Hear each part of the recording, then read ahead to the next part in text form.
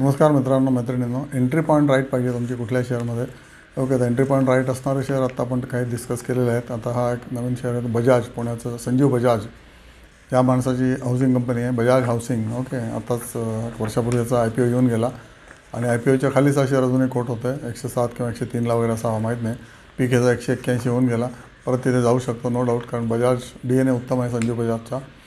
आणि बघायचं काय काय आहे. HFC 64% HFC आहे. लोन अगेन्स्ट प्रॉपर्टी पण देतात हे 9%, म्हणजे एक्झिस्टिंग प्रॉपर्टी. ओके, नवीन घराला 64%, लोन अगेन्स्ट प्रॉपर्टी 9%. ओके, नंतर डेव्हलपर फायनान्स पण करतात हे लोक. 15% ह्याचा शेअर येतो रेव्हेन्यूचा, तो डेव्हलपरला फायनान्स करतात. ओके, आणि लीज रेंटल अनदर 15%. तसा हा डायव्हर्स रिअल इस्टेट फायनान्सिंग कंपनीचा बिझनेस आहे. म्हणजे तुमच्या आमच्यासारख्या हाऊसिंग फायनान्स कंपनीला हाऊसिंग फायनान्स त्यांना पाहिजे त्यांना पण हे देतात 64%.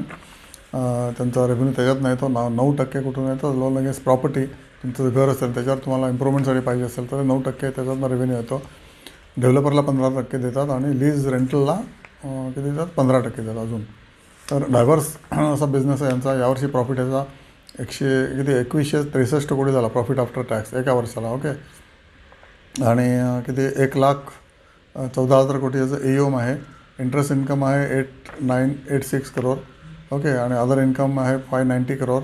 टोटल इन्कम आहे 9,500. 9,500ला ह्याचा किती जवळजवळ 20% ह्याचं नेट प्रॉफिटेबिलिटी आहे विथ 20%.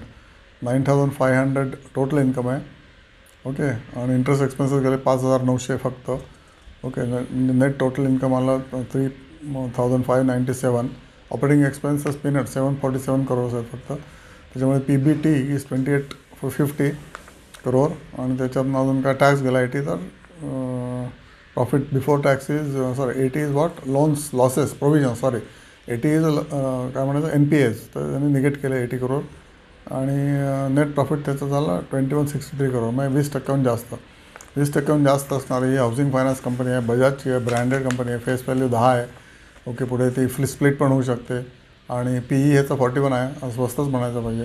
ROC 9.5% आहे. ROE 13.5% आहे.